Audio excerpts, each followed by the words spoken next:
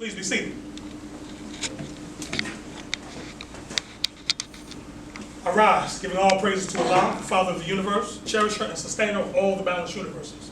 We extend the highest of honors to his holy divine prophet, Prophet Noble Drew Ali, founder of the Moorish Science Temple of America. Islam? Islam. We extend further honors to his forerunner, the Honorable Marcus Mosiah Garvey, founder of the Universal Negro Improvement Association, who did indeed warn and stir up the nations. Islam? Islam. We extend high honors to the Moorish flag, the red flag with the green five-pointed star in the center, the 5 points representing love, truth, peace, freedom, and justice. The 5 highest principles known to man. Islam? Islam. We extend high honors as well to the American flag, also known as the Stars and Stripes. This flag exists as a constant reminder that the European owes you the Moors with compound interest. This is also the flag of our birth. Islam? Islam. Extending high honors to the noble Sheik staff, noble vanguard staff who keep you peace. Extending high honors to you, the Ills and Bays, for without you there is no Moorish movement. Islam? Islam. How is everyone on the holy day? All is well. Praise Allah. Before I go into my measure today, what I like to make a brief statement. I was very honored about 2 weeks ago to have the opportunity to do the obligation ceremony for our brother Jabari Ashe Bey. Islam? Islam. It was a high event. This event was high. And, it is said that you can tell a lot about a person by the type of people they surround themselves with. Islam? Islam. See, a lot of times in a controlled environment such as this, we don't really get a chance to know each other like we should, because it's a very professional environment. We strive to be a certain way, because we're practicing for something greater. Islam? Islam. This is why we are the way we are in the Moorish Science Temple of America. We correct each other, to tighten up in certain areas, because a day and time will come when we'll have to operate in that capacity. Islam? Islam. All right? But in a more social setting, you can get a chance to see what a person is made of or who they really are. And our brother and his beloved wife, Sister Jasmine, brought out an international crowd. When I tell you at this event, the United Nations was present, all praises due to Allah. We had people of Japanese nationality, we had people of, I met a brother from Algeria, Northern Africa, you name it. I mean, it was phenomenal. Chapter 45, the divine origin of the Asiatic nations, was in the house. Islam. So we give honors to our brother and his wife, and may Allah bless their union and make them, the prosperous couple that we need to be, because families are the core of nation building. Islam? Islam. So I want to give honors to that. Secondly, I'm going to do something a little different this evening. Brother Chairman, I need you to pick 2 van cards of your choosing. I just need 1 up front and 1 on the door, right about this kind of scene. Because today what I like to do is, I just like to bring them, the message, home a little bit. A lot of times in our demonstrations, we tend to extend the learning so much, but we go out and we lose touch with what we're doing here. Islam? The Prophet Noble Drew Ali is big on instruction. Okay? He doesn't mince words about if he asks that things should be done, it is to be done, period. Islam? As the sister Sheik's secretary demonstrated, it was very powerful, because she was like, in the Quran of Mecca, it talks about, the faithful say, we hear and we obey. And I said, Islam? Islam. If you're following a lawful chain of command. Islam? So if the order has come down, the order comes from a lawful chain, there is no reason to disobey or disavow that order. Islam? Something we always read when we close the meetings. The divine warning to be read at every meeting.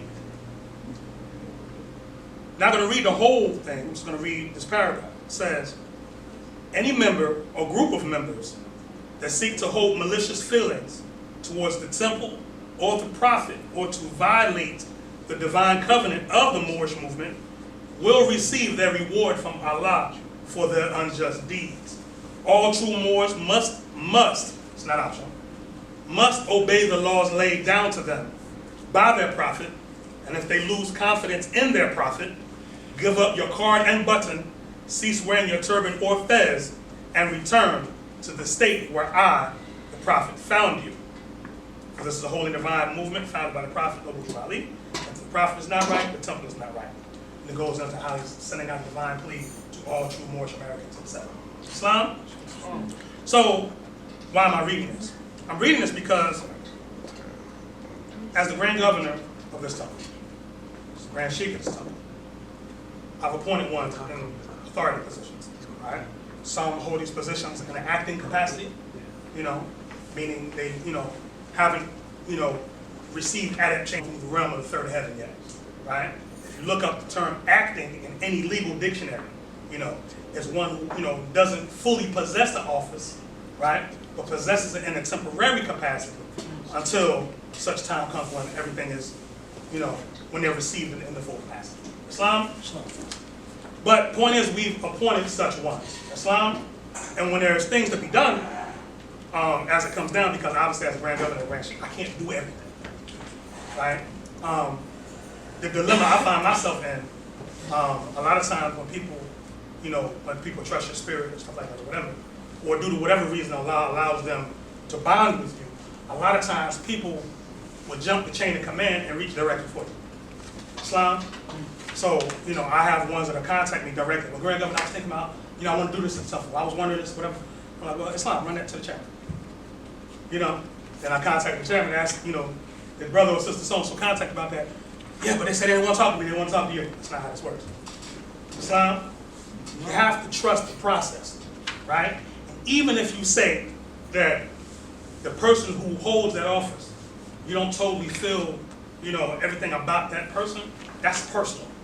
That has nothing to do with the professional capacity. One. Two, you have to remember that each person is growing in their office, right? Because what happens is these offices are a lot older than us, right? Moorish Science Temple of America was founded in 1913. So I can tell you, every moment I have to demonstrate, before the members of the Moorish Science Temple or any Moorish capacity, I always get a heart flutter, the stomach, flipping and stuff. And the reason why I do is not because it's not fear, right? But it's just the concept of when you're representing someone's legacy. When you're walking in footsteps that are much bigger than your own, right? You don't want to make a mistake. You don't want to. I don't want to misrepresent Prophet Noble Drew. Islam. So as Moorish Americans, we have to remember that, right? And you have to remember the yoke that is on your leaders. Islam? Because again, if you don't honor your leaders, who will? See, we want respect as a whole, as a group. Islam? If we don't honor the ones that are appointed, to guide the movement, how can we expect another civil society to respect us? I can tell you right now, the acting sheiks and sheikas of Temple number 19 are having sit-downs with various different Asiatic groups, some of which y'all don't know about, right? And they're with groups that some of the groups are economically more stable than the other. They're meeting and sitting down with groups that, their security class, maybe a little more pressed than our own. Islam, right? They're sitting down with groups who may have more political affiliations and connections than we do. Islam? But it takes a lot. It takes a certain sincerity, as Sister Ramadi demonstrated. It takes a certain sincerity to go to people with those ties and those connections and that sense of order, right? And represent the Prophet Noble Drew, right? But when you come back, right, after the meeting went well, it becomes showtime after that, right? Because after you sold yourself as being so good and your platform being so strong, a time is going to come when it's going to be a collective sit down between both groups, right? And we can't make our prophet look like a fool. Islam? How does Prophet Noble Drew Ali's prophecies come to pass? Is it spookism? Is it just materialize out the sky? Right? Or is it by us obeying his instructions do the prophecies come to pass? Islam? It's by us, obeying those orders that are handed down lawfully, right? That the world can look at Noble Drew Ali, what he said and what he did, right? And say that man was a prophet of Allah. Right? When the Prophet Noble Drew Ali had 5,000 Moors on the south side of Chicago and 3,000 Moors on the west side of Chicago, all obeying the order of where he said or who he said vote for. They looked at that and said, that's power. That man is powerful. That movement is powerful. Islam? Islam. But under the Prophet Noble Ali's, command, right? There wasn't all of that wiggle room about what you're gonna do and what you're not gonna do. Because, if an order came down and you decided not to do it, you were warned, and then you were either brought up on charges or you were asked to turn in your car to button. And that's the stage that we're at now. We're at the stage, there's a phrase out there in Asia where they say, well, you have to either, mess or get off the pot, right? Either you're gonna be Moorish, American, Muslim, or you're gonna be a Negro, okay? The day and time for all of that is over, right? We've been tolerant, we've been patient, but if ones that I've appointed, are, expecting certain things out of certain people that are in the membership now, okay? Asiatic, that's a whole other thing. I'm talking about Moorish Americans, card-holding Moorish Americans. These orders come down and, they catching all kind of problems. It's a disrespect to them and it's a slap in my face. Islam, because these are ones that I trust wholeheartedly. See, I'll mention something from Sister Lamadi. Sister Lamadi is a very active Moorish American Muslim, right? A lot of times, she goes around, throughout the city of Atlanta, trying to find connections for the Moorish Americans. That's what she does. That's what she specializes. A lot of times she hits me up, she might hit me up, do you have the time in your schedule to meet with so-and-so? I don't, but the chairman's available. You know what I'm saying? And I've been putting a lot on the chairman, right? And the reason why I'm putting a lot on the chairman, you only grow, in your office when you have responsibility. Responsibility makes you grow, it makes you unfold. It said, the Prophet taught us, as man unfolds, so does his God. Islam, and that your God is your ideal. Islam? All right? So what happens is, when you attain an office in the Moorish Science of America, it's nothing but responsibility. The yoke that's on my shoulders is to make sure these doors stay open. That when the light is clicked, the lights come on. When somebody has to use the bathroom, they hit the handle and the toilet goes down, flushes. Islam? That people around the country, if they come through Atlanta and they want to visit Temple number 19, that we have a physical address. Islam? That we're not meeting in libraries or where they can put us out.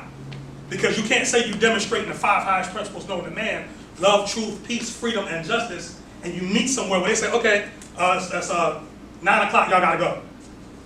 How are you free? How are you a free people? Islam? So the yoke that's on my shoulders is that no matter what goes on, we have to have a place to meet. Islam? So we all have our share of responsibility, and as members, it is your duty to go out into society and propagate the faith. To call people to this. There's a word in Arabic in one of the tongues of our forefathers, and that word is tabligh. And the word tabligh comes from the word balagha, and balagha means to be eloquent of speech. It doesn't mean you have to be the best speaker. It means that you have the holy zeal enough to go out in society and call people to this. Because again, if you believe what you say is true, right? And I know we don't like the word belief, right? But that's the first step. If you don't think perhaps this might be true, then you can cancel faith and fruition. Right? So, and belief, contrary to popular belief, is the most powerful driving force on the planet. You go outside and tell somebody can tell you the sky is green, you're like, no, it's blue. And I know it's green, and they will fight you tooth and nail that it's green. Right? Until shown otherwise, until they're ready to make that transition within themselves. Islam? All right? So, the obligation that is on the Moorish American Muslim, the Prophet said that all Moors are active and not passive. We're active in different ways, Moors. Islam? You have to use the talents that Allah gave you. Like example, like Brother Jabari's wedding. As I was looking at the brother, this is during the reception period. He wasn't in Brother Jabari Ashe Bay mode. He was in Mr. Cool mode. That's his alter ego, if you don't know that side of Brother Jabari. And it struck me like a ton, it landed on me like a ton of bricks. I was like, it must kill that brother every holy day to stand still on post. That brother got the universe stuffed inside that little body. Let some music come on and see what that brother can do. Islam? And it's a joy. He's like a 10-year-old. He just comes alive. And I was like, wow, I feel like I'm punishing that brother by keeping him on post. Islam? But I praise Allah for that brother's sacrifice. Because it takes a certain discipline to where Allah created you with a certain ability to be able to do a particular thing. But for discipline purposes, for sacrifice, for loyalty purposes, you put that aside for a second and hold still and make sure all is well. Islam, so we give honor to our brothers for his sacrifice. Islam, also, because that's his strength, we might have to create environments where he can be himself and nobody else. Islam. I mean, we do need a cultural affairs department, you know? And I know I'm behind this podium, I'm not enforcing law on this. This is just something I'm throwing out, you know? But we do need something, you know, we need to meet Asiatics where they're at. You know, a lot of times this is not the environment for everybody. It's not. You know what I'm saying? You all constitute the scholars of our people to be able to sit down and receive and process information like this and adapt accordingly, right? But some of our people, they receive, you know, culture through music and dance, right? We have to have something where we can meet them on that. Islam? There's a movie, I don't know if y'all remember or old enough to remember the old Sinbad movies back in the day. But the Sinbad movies back in the 60s, you know, 50s and 60s, they were showing you who the Moors were, basically. If you're not familiar with Sinbad, he was a pirate. You know, cruel Muslims, they used to go around and rob Europeans. And there was one movie, I forget the name of it, but they landed and they had to go see the Caliph. And all of them are like lighter skinned Arab style, except this one brother, he's about brother Adar's complexion. So brother, you know, they're all walking. So we're going to see the Caliph. He's like, you know, and you know, there's a group of people over here dancing. They had like, you know, tambourines. They were having a ball over there. So there's a group of sisters. So the dark skin, you know, the Moor, he walked up. He said, "Well, so you coming with us?" I said, "No, I found all the paradise I need." He jumped in the middle of them, and started dancing and stuff, you know. But some of us become active. You know, that awakens their spiritual self. You know, when they're in that environment. You see what I'm saying? Now we're being remiss in our duties of reaching our people if we don't create that type of environment. So if you go back in the time of our prophet, they had these Moorish dances. And it was such a clean environment where children could come. You know what I'm saying? So, you know, it was an admission fee for man, woman, and children. Right? So the adults were part in the same environment that the children were, and all was well. Islam, clean, safe, ain't got to worry about nobody getting hurt. You know, security posts, the predominant energy is love. Islam.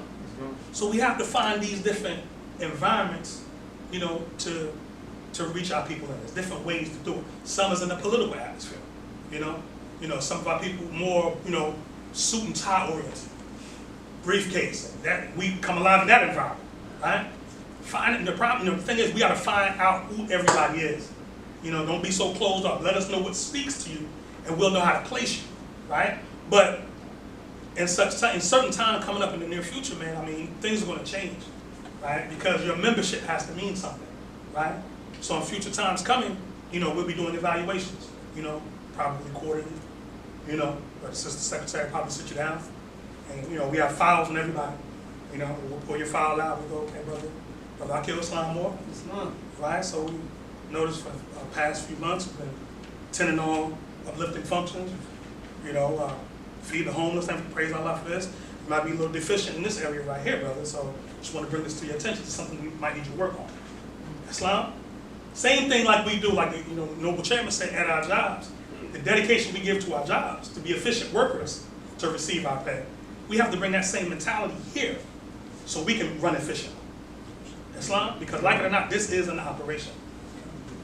It's got to be, you see what I'm saying? So, what I like to do, I like to draw from chapter 43 of our Quran, which is the insufficiency of knowledge.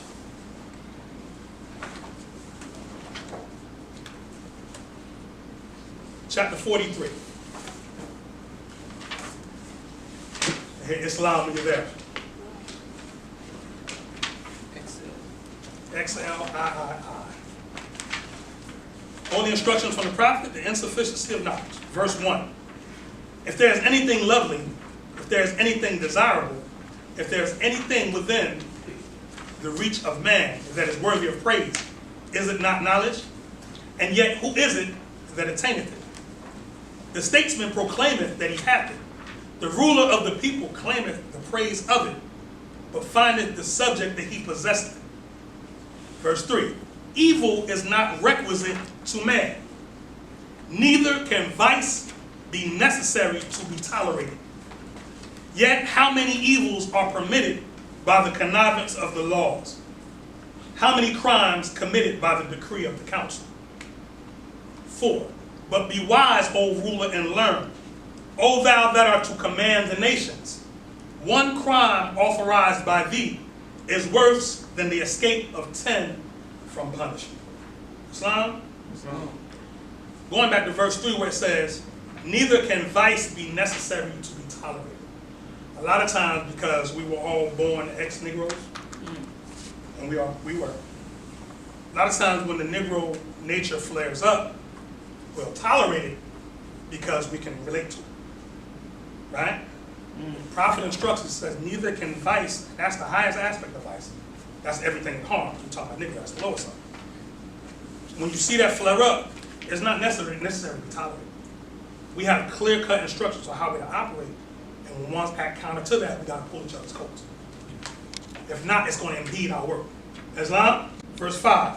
When the people are numerous, when thy sons increase about the table, sendest thou them not out to slay the innocent, and to fall before the sword of him whom they have not offended. If the objects of thy desire demanding the lives of 1,000, saith not, I will have it. Surely thou forgettest that he who created thee created also these, and that their blood is as rich as thine. Sayest thou that justice cannot be executed without wrong? Surely thine own words condemn thee. You have to be clear that this work can be accomplished. So the prophet said, if you think that your condition can be better, join the Moorish Science Temple of America. And that's huge. That sounds simple, but it's huge. Because most of us don't think it can get better. We make excuses for each other daily. Oh, that's just how people are. No, it's not. Islam? These are things, if the remedy is applied, can be undone. Right? It says, verse 8, thou who flattereth with false hopes the criminal that he may confess his guilt, art not thou unto him a criminal? Or art thou guiltless because he cannot punish him? When thou commandest to the torture him who is but suspected of ill, dare thou to remember that thou mayest rack the innocent. Is thy purpose answered by the event? Is thy soul satisfied with his confession? Pain will enforce him to say what is not, as easy what is, as what is. And anguish hath caused innocence to accuse herself. That thou mayest not kill him without cause, thou dost worse than kill him. That thou mayest prove if he be guilty, thou destroy him innocent. O blindness to all truth! O insufficiency of the wisdom of the wise! Know, when thy judge shall bid thee account for this, thou shalt wish 10,000 guilty to have gone free, rather than one innocent to stand forth against thee. Insufficient as thou art to the maintenance of justice, how shalt thou arrive at the knowledge of truth?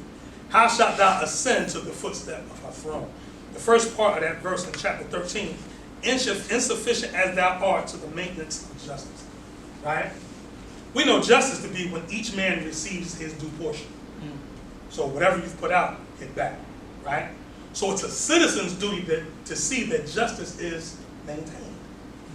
Islam? The Sister Secretary demonstrated the concept of voting. The word vote comes from the word votary, right? The word votary means to worship, right? When you worship, you're speaking the divine will of the Creator. You're speaking sincerity to the Creator to put in motion a divine act to come forth. Islam? But it's through accessing the holy zeal within, right? And using the concept of the voice to speak that will that it manifests. Islam? That's the concept of the vote. That's why they say that the vote is sacred. Right? Now they say that there's a separation between church and state. So technically the word sacred shouldn't be in politics. However, because citizenry is designed for masters. It's not designed for slaves. Right? When a master realizes what a republic is, a republic is designed, all right, to have representative government. Right? So in other words, the prophet gives you the degree of to direct the course to virtue. That's what a citizen does. The citizen's job is to make sure that the course of government is directed to virtue, right? And where else does the word virtue pop up? It talks about the highest of the mother of all virtues and the harmonies of life, breeding justice, mercy, love, and right. That's really a citizen's job. Islam? Yesterday, I cut a young man's hair who, by nationality, is Indian. Okay? His mother owns the subway that's down the street. Watch this video, Islam too. I went in, I often go to the subway, get my little vegetarian, whatever. The lady was like, I went in with my barber's mouth on it. She says, oh, you're a barber? I said, yes. She says, my son needs his haircut. So, told her what shop was at, whatever. So he comes down, 19 years old, very respectful, well-spoken young man. So we get to talking and stuff, so, I had some hip-hop playing. He asked me, you hear the new Jay-Z album? I said, okay, praise Allah. So yeah, we got to talk about Jay-Z. He said, what do you think about the song, the story of OJ? What do you think about that? So what, praise Allah, I think it was interesting, I said, I think he talked about some real thing, and I think he can do that now because he's a billionaire, or multi-millionaire. He said, yeah, to hear rappers talk about credit, and this and that, or whatever, he said, it kind of inspired me. He said, because, I'm in college right now, and I'm going to be an engineer. So, hello. He said, yeah, I really don't want to do that. I want to go for, business management and or business administration, because my mother owns a subway, and my father owns a liquor store. And I want to make sure that, I help them govern the business properly, and to help them and extend and unfold their ideas, because they're older and a lot of times their ideas are antiquated. And I want to help them take the businesses to the next level. And I said, praise Allah. That's why, what side of town do you stay on? We stay in Dunwoody. So it's interesting. So Dunwoody's about how far from here? About 25 minutes. But they come to the hood to get their money. I mean, and they should, because this is where it's at, right? But the point is that as Asiatics, we get on the wrong side of the argument because we keep hearing with our passions, right? And saying, oh, who do they think they are, moving in our community and taking over this and that, whatever. But you're not an organized body politic, right? So you allow people to come in. Do you think you could just go to Buckhead and set up whatever you can set up? Without talking to a planning and zoning board who will block you at every step of everything you're trying to do? I know all about that. We went through that in East Point. But like the sister demonstrated from Marcus Garvey, you got to be known before you go asking for something.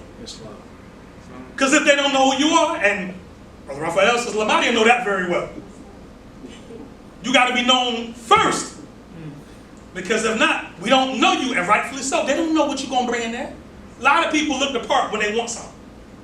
Right? But how many people are the message that they bring? That's a discipline that we're all working towards. Islam?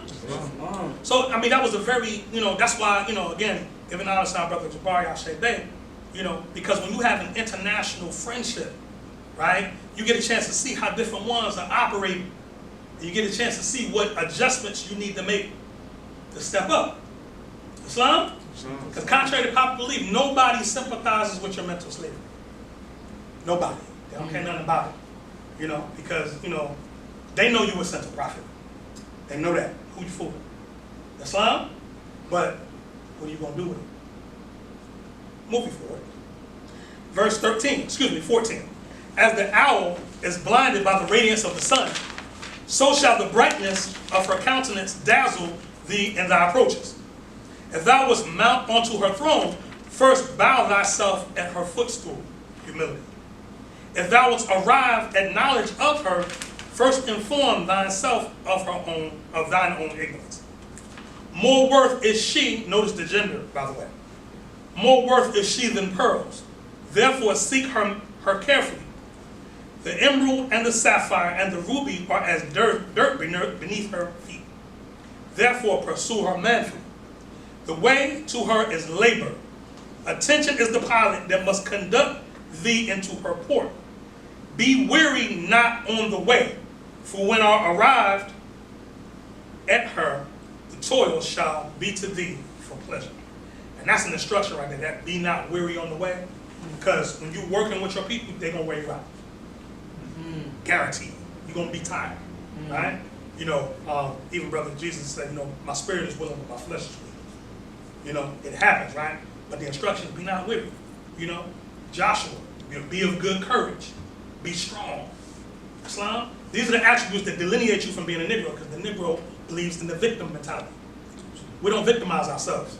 We don't speak from a position of weakness. We speak from a position of strength, always. Islam Says, verse 18, say not unto thyself, behold, truth breedeth hatred, and I will avoid it. Dissimulation raiseth friends, and I will follow it. Are not the enemies made by truth better than the friends obtained by flattery? Naturally doth man desire truth, yet when it is before him, he will not apprehend it. And if it force itself upon him, he is not offended at it. The fault is not in truth, for it is amiable, which means friendly. But the weakness of man beareth not its splendor. Wouldst thou see thine insufficiency more plainly? View at thy devotions. To what end was religion instituted? But to teach thee thine infirmities, to remind thee of thy weakness, to show thee that from heaven alone art thou to hope for good. Doth it not remind thee that thou art but dust? Doth it not tell thee that thou art ashes? And behold, repentance, is it not frailty? When thou givest an oath, when thou swearest thou wilt not deceive, behold, it spreadeth shame upon thy face, and upon the face of him that receiveth. Learn to be just, and repentance may be forgotten. Learn to be honest, and oaths are unnecessary. The shorter follies are, the better. Say not to thyself, I will not play the fool by halves. He that heareth his own faults with patience shall reprove another with boldness.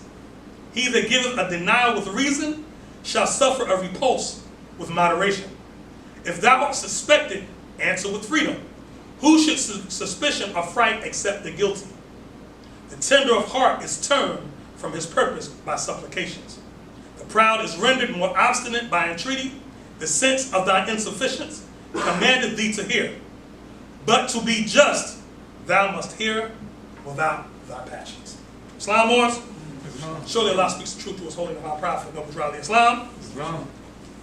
So, these are the things that we must remember. Sister Secretary passed to me a flyer for Atlanta. It says, it is our time now. This is the candidate that Temple 19 is supporting, Brother Vincent Ford. It would behoove all to study his platform, you know, everything that he's about, and so on and so forth. Also to compile a list of things that you think that he may be weak in, so we can direct the course to virtue. Islam? Because we don't back people just to back them, right? It's the citizen's duty to give a list of instructions, right, to the candidate so they can execute the will of the people. But, like the forerunner said, before you have a nation, you must first have the people. You know, politicians don't listen to 5 people. They don't. I was instructed by a brother who's very astute in politics, Brother Sheik Heru Ranesi-El, that you don't really, go to speak on that level unless you have at least 1,000 people. I mean, that's on the low end. At least 1,000 people. And like I mentioned before, each person can go and get 100 people. It's nothing. Right? And if we're not doing that, we're playing. Islam? But I'd just like to read something really quick. This is from a website, ourrevolution.com. It's on Senator Fort. It says, Senator Fort has consistently been a powerful, progressive voice. For those taking notes, write that word down and research progressive. Because progressive is a buzzword for a lot of stuff. A lot of that stuff ain't got nothing to do with you. However, you can still direct that course to virtue, because progressive can also mean someone who's willing to push an idea forward. Can mean that, but it can also mean, respectfully, that we're going to paint the crosswalks rainbow. That's a progressive thought. Islam? Okay? And again, that's the Secretary of respect to that group because they're organized. And we do respect that. Islam? But they got in under that progressive ideal. All right? It says, Senator Ford has consistently been a powerful progressive voice in the fight for economic equality that promotes a living wage, expands health care for everyone, and protects the environment. He is nationally recognized as a leader in the fight against predatory lending practices, and foreclosures after authoring model legislation in 2001. And as we know, that those subprime mortgages and stuff like that almost like hollowed out the Asiatic community because they gave loans to people that really couldn't qualify credit-wise, right? And gave them, instead of fixed rate, those adjustable rate mortgages. Islam? So your payment might be, oh, we got, oh, wow. Wow. Signs and symbols. I'm definitely gonna get to that. But that hollowed out the Asiatic community, primarily because, people, wanted to get in something they couldn't hear without the passions. I get a house and yeah, but this month your mortgage is $1,000. Next month everything shifts and now suddenly your mortgage is $1,800 a month on that adjustable rate mortgage. You see what I'm saying? So he wrote legislation to reform some of that. So that's an honorable lead. It says that Senator Ford has been on the forefront in the movement to protect public education and was responsible for securing $40 million in funding for buildings at the Atlanta Technical College and Atlanta Metropolitan College. His unwavering dedication to progressive values, that's a buzzword, progressive values, has earned him recognition from the NAACP, AARP, and the Anti-Defamation League. Okay, so let's plumb that. From the National Association for the Advancement of Colored People, I'm saying that being respectful, we can go there, but we're not. The AARP, which that's the elders, Islam, and the Anti-Defamation League, that's the Jewish organizations. This is the Jewish anti-slander group.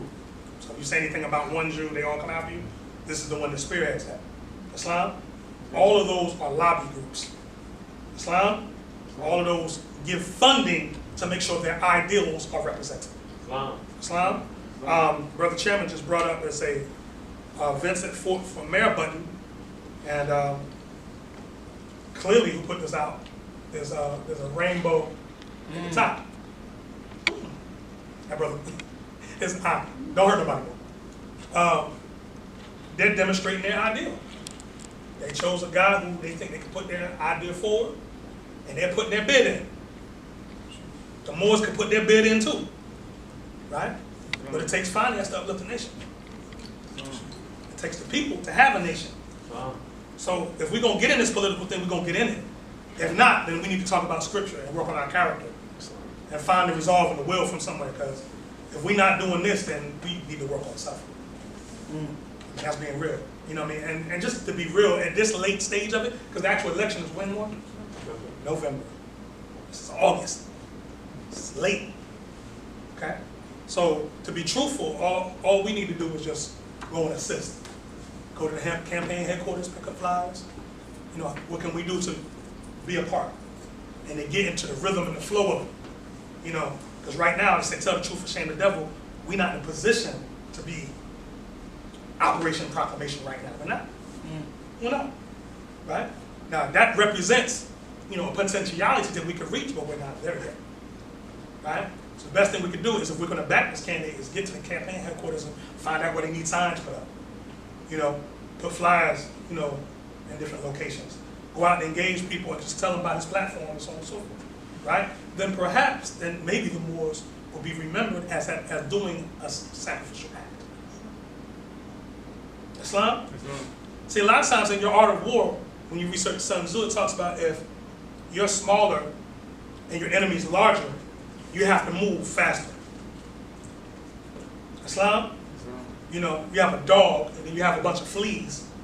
The fleas take the dog out by jumping from place to place, and the dog don't know where to scratch. Islam? Right now, we're the flea on the dog, right? But we got to do a lot of work quickly in order to be effective.